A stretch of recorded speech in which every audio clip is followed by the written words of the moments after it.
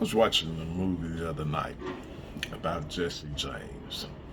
So, Jesse James and his gang were planning this one last big job. It's going to be a huge job where they're going to hit the bank. So, a member of the gang that hadn't been there in the season, he shows up late, hears that the plans are to hit the bank Friday at noon. Couldn't even look at Jesse, didn't like Jesse at all, but he heard the plans. So this guy travels to the bank, warns them of the uh, oncoming robbery coming. And so Jesse and the gang went into an absolute ambush because they were waiting on him. Jesse gets away, his brother gets away, but they get separated. That's not enough for this guy. Jesse healed over time. Eventually, this guy tracked Jesse down, and then Jesse said that he came with a lie saying that Jesse's brother wants to reunite with him, and would he go and do, they had this bank scoped out.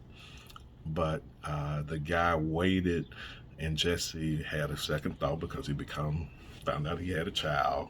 Jesse said no.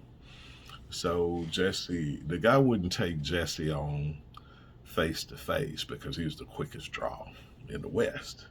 So this guy waited for Jesse to go outside, check on his child. And he said, "You're not going to go out there with guns, are you, around those children?" So Jesse takes it off. Jesse tells him he's not going with them. The guys leave, and they shoot Jesse through the window. Sometimes your haters are far too close to you. My late pastor used to say he has a problem seeing his friends with his enemies. And I guess if you see your friends with a lot of your enemies, you really got a problem. Look, folks, we're in a day where it's better to walk alone than to walk lockstep with a guy or a girl, a gal, or whatever have you, with divided allegiances. It's better to go down all by yourself than be going with someone that's a double agent. They're all in on you, and they're all in on your opponents. What you say, you give them a bone, and they're going to take a bone.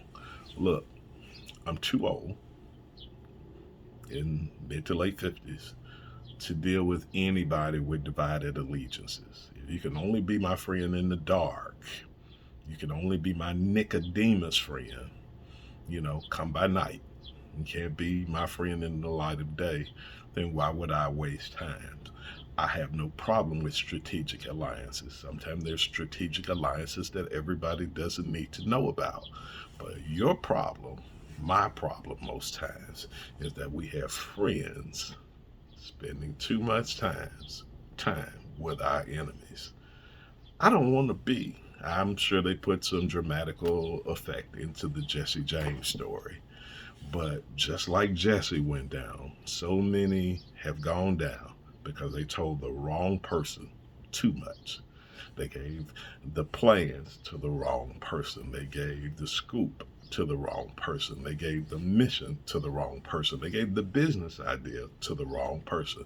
I once gave a business idea to a guy I knew worked at the chamber concerning the Memphis Grizzlies. No one had thought about it.